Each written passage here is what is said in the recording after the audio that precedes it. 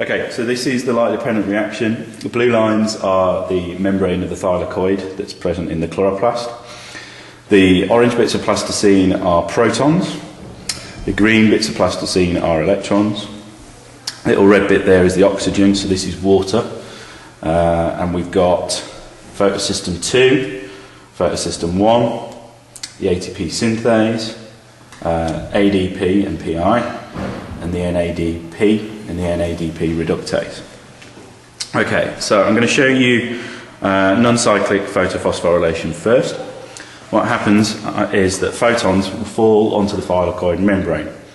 And when they fall onto the thylakoid membrane, they're going to excite the electrons that are in the photosystems. So the first thing that happens is that the electrons in photosystem 2 are excited and passed on to the first electron carrier.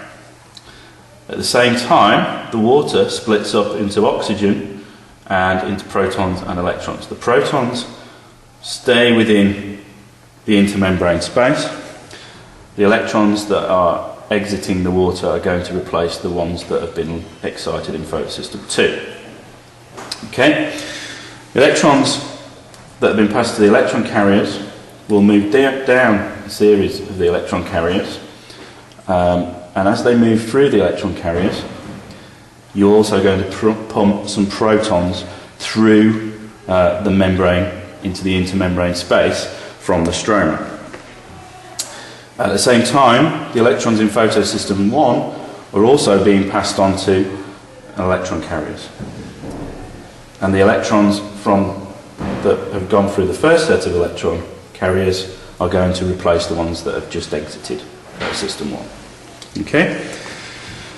The electrons are going to pass down the second electron carriers and are going to eventually meet up at an ADP reductase.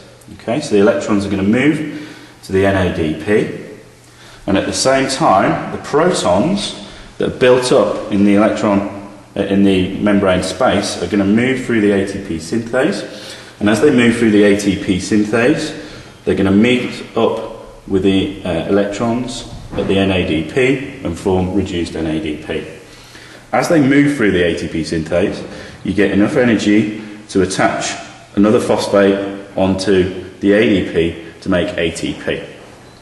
So that was non-cyclic photophosphorylation. The way that the cyclic photophosphorylation differs is that we don't split the water.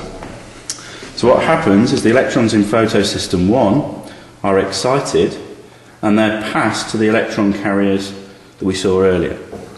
As they move through those electron carriers, they're going to move back to photosystem 1, and as a result of this, some protons can be pumped through the membrane.